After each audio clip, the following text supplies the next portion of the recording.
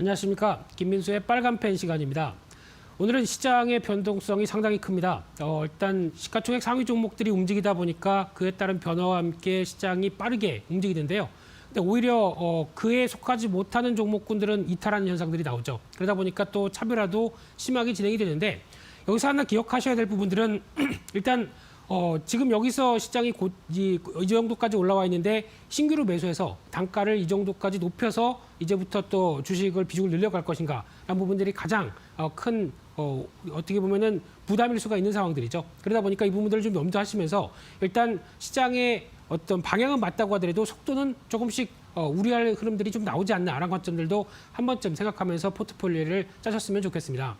그와 함께 오늘 이번 주에 또 주요하게 발표될 일정들을 한번 체크를 해보고요. 그와 함께 얻을 수 있는 투자 아이디어를 한번 확인해 보도록 하겠습니다. 일단 가장 먼저 눈여겨보셔야 될 부분들은 오늘이죠. 오늘부터 이어지는 CS 2021 관련된 쪽이 한 14일까지 이어질 걸로 보여지고 있는데 이번엔 특이한 점이 이제 온라인으로 개최가 되고 있고요. 게다가 중국 업체들이 기존에는 상당히 부수를 많이 차렸는데 이번에는 많이 빠졌습니다. 어떤 불참이 할 수밖에 없는 이유가 있겠죠. 그런 쪽에서 지금 어떤 기조 연설을 보게 되면은 버라이즌 회장, GM 회장, AMD 회장 그러면은 5G, 미래차, 반도체 이쪽이 중점적으로 나올 걸로 보여지고 있고요. 그와 함께 또 삼성 쪽에서는 미니 LED TV 관련된 쪽에서 또 집중을 새롭게 보일 걸로 보여지고 있고 게다가 또 LG 쪽에서는 롤러블 폰이나 또 여러 가지 OLED 패널을 공개한다라고 하게 되면 이런 부분들이 아무래도 시장에서 주요한 또 관심 요인들이 높겠죠. 그중에서 미니 LED 관련된 쪽은 내일 한번 또 집중적으로 한번 다뤄볼 예정이고요. 그와 함께 또 LG전자 쪽에서 합작법인 또 얘기 나올 걸로 보여지고 있고 이번에 처음으로 만도와 GS칼텍스가 참가해서 이 첨단 운전 시스템에 대한 기대감 살짝 높일 걸로 보여지고 있고요. 그 밖에 또 미래형 주유소에 대한 변화가 어떻게 이어질지 이 부분도 한 번쯤 체크할 필요가 있다라고 보여지고 있고요. 그 밖에 오늘 또 중요하게 똑같이 14일까지 연결되는 게 JP모건 헬스케어 컨퍼런스입니다. 이쪽에 대한 또 기대감이 상대적으로 그렇게 많지는 않은 상황들인데 왜냐하면 이제 바이오주가 주가가 어느 정도 좀 올라왔던 특히 코로나19의 가장 큰 수혜적인 섹터죠. 그런 쪽에서 일단 좀 생각보다 좀 잠잠한 모습으로 나가고 있고요. 그래도 한 번쯤 여기서 나오는 이제 삼성바이오로직스의 메인이라든가 또 이머징 쪽에서 나오는 대표적인 회사들의 변화들 특히 언급하는 부분들을 한 번쯤 체크할 상황이라고 생각되고 있고요. 소규모 쪽에서도 혹시나 이렇게 종목들이 많습니다. 그러다 보니까 관련된 쪽의 어떤 뉴스들은 한 번쯤은 체크를 할 필요가 있지 않을까 싶은데 주가에 미치는 영향력은 좀 그렇게 크지는 않지 않을까라고 생각되면서 어떤 일정들 체크해야 될 것 같고요. 특히 오늘 생산자 소비자 물가지수가 중국에서 발표가 되는데 물가지수는 일단 우려보다는 그렇게 크지는 않은데 최근의 동향들이 어떤 곡물 가격들과 함께 다시 올라오는 모습들이다 보니까 서서히 반등에 대한 모습들이 소비자 물가지수도 나타나지 않을까라는 쪽도 한 번쯤 눈여겨보셔야 될 부분들이고요.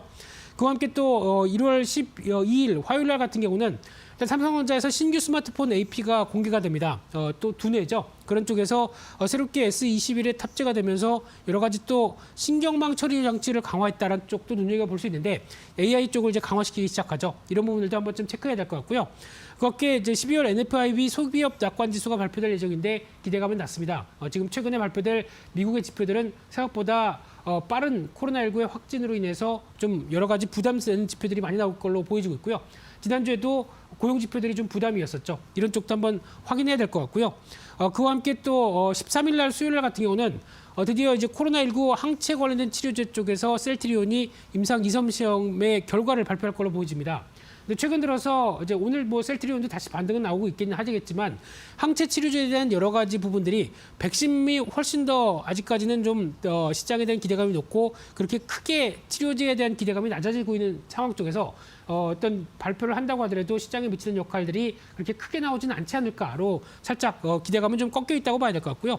그 밖에 또 12월 달 소비자 물가지수가 발표가 될 예정인데 마찬가지로 소비자 물가지수 일단 이번부터 올해 상반기까지 이어지는 여러 가지 동향들은 일단 턴하고 어느 정도 최근에 움직이는 원자재나 어떤 곡물 가격의 상승세가 반영이 되게 되면은 일단 인플레이션 압력을 받는 게 아니냐라는 쪽으로 나오고 있다 보니까 조금 더 주목해야 되겠죠. 가파르게 되면은 연준도 코멘트가 나오기 시작할 겁니다. 이런 부분도 염두를 해야 될 걸로 보여지고 있고요. 그와 함께 관련돼서 또 소비자 물가지수의 동향을 보게 되면 일단 지금 기조로 보게 되면 일단 서서히 우상향 쪽으로 이어가는 상황들이죠. 거기서 이제 코어 CPI 같은 경우도 변화가 들어온다라고 하게 되면 이런 부분들도 한 번쯤 체크가 해봐야 될 부분이라고 생각이 들고 있고요. 그와 함께 또 유로존 11월 달 산업 생산이 발표가 될 예정인데 이번 주에 산업 생산 유럽부터 미국, 중국 모두 다 발표가 됩니다. 그런 쪽에서 일단 산업 생산과 관련된 GDP의 또 중요한 변화 요인들이죠. 이쪽도 특히 유로존 같은 경우도 크게 위축을 받았음에도 불구하고 선방을 하는지 여부들도 확인해야 될 상황이라고 생각 들고 있고요. 그 밖에 14일 날 목요일 날 같은 경우는 한국의 옵션 만기일입니다. 특히 지수가 이만큼 오른 상황 쪽에서 옵션 만기를 맞다 보니까 변동성을 키우는 요인들이 되지 않을까 하는 쪽에서 일단 또 눈여겨보셔야 될 것 같고요. 또 수출입 물가지수 같은 경우도 발표가 될 예정인데 이쪽에 대한 동향을 보게 되면 일단 어느 정도 예측되셨듯이 지금 거의 다 수출 물가지수는 일단은 좀 하향화되는 기조죠. 왜냐하면 환율 때문에 그렇다고 보시면 될 것 같고요.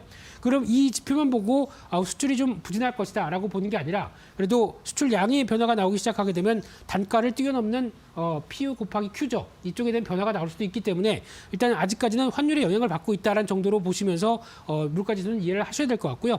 그와 함께 또 체크해야 될 부분들이 14일 날 목요일 날 같은 경우는 드디어 갤럭시 S21이 공개가 됩니다. 그래서 지금 아이폰 12가 생각보다 잘 팔리는 만큼 좀 더 빠르게 공개를 하면서 좀 이를 좀 잠재우겠다라는 의도가 높은데 하지만 지금 가격은 100만 원대 밑으로 나온다고 하더라도 지금 스펙에 대해서 논란이 좀 많죠. 플라스틱 소재를 사용했다. 예전에 이 S20만큼도 안 되는 스펙이다라는 여러 가지 논란이 있는데 일단 그런 부분보다 그래도 가격적인 부분들 쪽에서 S21이 뭔가 변화를 좀 계속 끌고 가는지 그리고 특히 S펜이 21 울트라에 탑재가 돼 있죠. 그런 상황 쪽에서 변화 요인들에 대한 흐름들을 가져갈 수 있을지는 또 한번 체크를 해야 될 것 같고요. 그와 함께 또 1월 15일 날 금요일 날 같은 경우는 한국의 금통위 결정이 있습니다. 이번 금통위에서는 일단 여러 가지 금리에 대한 변화는 별로 없을 것 같은데 아마 좀 우려 섞인 얘기가 많이 나올 것 같습니다. 대표적으로 M2, 즉 어떤 광의 통화가 급증하다 보니까 이에 나오는 여러 가지 변화들, 대표적인 한국 어떤 실물 경제에 대한 부분보다도 그에 따른 여러 가지 여파들이 실물 자산보다 좀 더 빠르게 움직이는 나머지 기타 투자 자산들에 대한 우려감을 좀 더 많이 얘기를 하지 않을까라는 생각들인데 그러다 보니까 그에 따른 약간 또 금융 쪽에 대한 변화들도 아직까지는 실질적인 변화는 없다고 하더라도 우려감은 좀 커지면서 나오지 않을까 생각되고 있고요. 또 이날은 또 여러 가지 지표들 보시게 되면은 상당히 중요한 지표들이 많이 발표됩니다. 그래서 옵션 만기일 이후에 나오는 지표들도 한 번쯤 또 생각하시면서 시장에 대한 변화를 이끄는지도 생각해 보셔야 될 것 같고요. 그런 쪽에서 대표적으로 산업 생산과 소매 판매, 생산자 물가지수, 중국도 마찬가지로 소매 판매, 산업 생산, 고정자산 투자, 4분기 GDP까지. 근데 중국 쪽에서는 일단 그렇게 크게 떨어지지는 않을 걸로 보이고 있지만 이제 미국에 대한 지표들에 대한 관점들이 상당히 중요하겠죠. 이런 쪽으로 봤을 때 대표적으로 산업 생산만 한번 띄어서 본다고 하게 되면요. 지금 같은 경우 중국 쪽도 일단 회복하고 서서히 우상향, 지금 미국도 그래도 코로나19 사태임에도 불구하고 계속 우상향 쪽에 흐름들을 맞춰가는 상황들이었는데 하지만 이제 미국 쪽에 대한 변화가 충격을 얼만큼 받을 수 있을 것인가라는 부분들 그리고 또 중국은 계속 꾸준하게 우상향으로 갈 수 있을 것이라는 부분들 이 부분에 대해서 시장이 계속 주목을 할 걸로 보여지고 있고요. 특히 예상보다 좀 부진하다라고 하게 되면 실물과 특히 주식시장과의 괴리감에 대해서 또 한번 고민을 하겠죠. 이런 부분들도 한 번쯤 이번 주 주말 흐름들에 대한 지표 흐름들을 해석을 시장이 어떻게 할지 이 부분도 한번 눈여겨보셔야 될 걸로 보여지고 있고요. 마지막으로는 또 미국의 이제 본격적인 실적 발표도 들어오겠죠. 시티그룹, JP모건 특히 대표적인 금융주가 이제 실적 발표가 들어올 걸로 보여지고 있는데 예대 마진과 관련된 쪽에 대한 기대감은 없습니다. 그런데 아무래도 이 주식시장이 강세다 보니까 이에 따른 평가 차익과 운용 차익에 대해서 좀 더 시장은 기대를 갖지 않을까라는 관점 쪽에서 주목을 하되 장기적인 금리가 이제 서서히 움직이기 시작한다고 하게 되면 금융주에 대한 변화들도 한 번쯤 눈여겨볼 수 있겠죠. 이런 쪽도 국내에서도 한번 관심을 좀 가져야 되는 시점이 아닐까 하는 생각도 살짝 들고 있는 그런 상황들입니다. 그래서 오늘 이번 주 주요한 일정을 보게 되면 말씀드렸듯이 옵션 만기일 이후에 주말에 이어지고 있는 금요일 날 여러 가지 경제 지표들이 많기 때문에 이에 따른 해석을 시장이 어떻게 할지를 좀 더 챙겨보면서 어떤 여러 가지 전략적인 부분을 따져봐야 될 한 주가 아닌가 생각 들고 있습니다. 그래서 오늘 준비한 내용들은 여기까지서 마치겠고요. 또 다음 주 내일 이 시간에 찾아뵙도록 하겠습니다. 감사합니다.